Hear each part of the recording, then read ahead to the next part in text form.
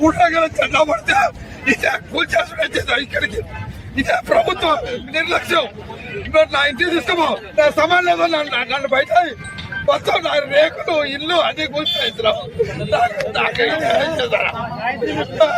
ఇక్కడ ఏ ఒక్కరికి వచ్చినా ప్రభుత్వం భావించాలా వచ్చిన మంది చచ్చిపోయినా ప్రభుత్వం భరించాలి.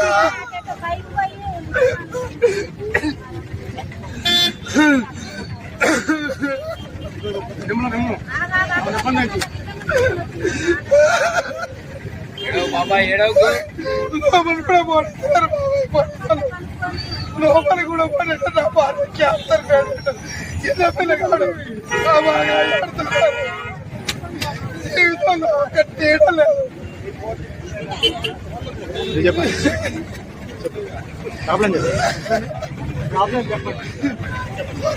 ఏలేంటే ఆదివాసీలు ఎక్కడి నుంచో ఊరికొకళ్ళు వచ్చి ఇల్లు కట్టుకొని ఉన్నారు.